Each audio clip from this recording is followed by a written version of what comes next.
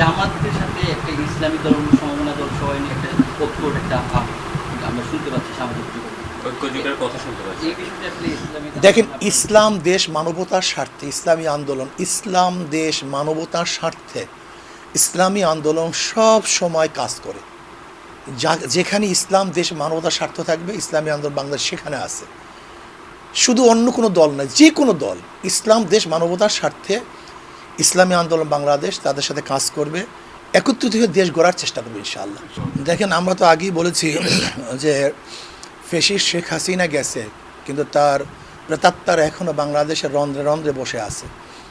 এখনও জুলুম নির্যাতন থেকে মানুষ কিন্তু মুক্তি পায়নি।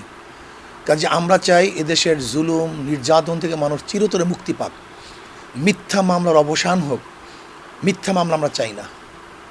আমরা কালোকে কালো বলতে চাই, সাদাকে সাদা বলতে চাই, রাতকে রাত বলতে চাই, দিনকে দিন বলতে চাই।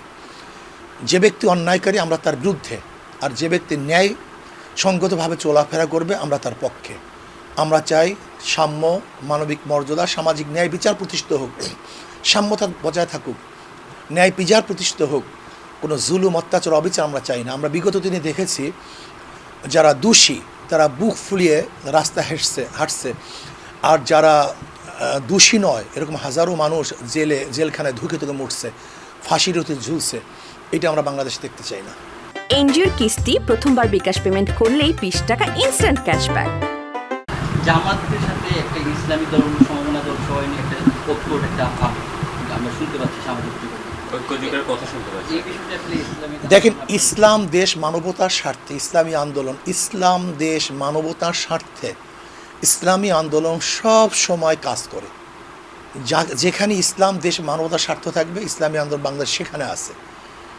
শুধু অন্য কোনো দল নয়, যে কোনো দল ইসলাম দেশ মানবতার স্বার্থে ইসলামী আন্দোলন বাংলাদেশ তাদের সাথে কাজ করবে, একত্রিত হয়ে দেশ গড়ার চেষ্টা করবে ইনশাআল্লাহ। এই গুঞ্জন কি সত্যি এরকম? আমি তো বলছি যে মানুষ চায় যে ইসলাম দেশ মানবতার স্বার্থে যেন সব ঐক্যবদ্ধভাবে কাজ করি। কি পর্যায়ে আছে এটা কি এখনও বলা যায় না, এখন তো সূচনা মাত্র। রাজনৈতিক স্থিতিশীল এখনও আসেনি।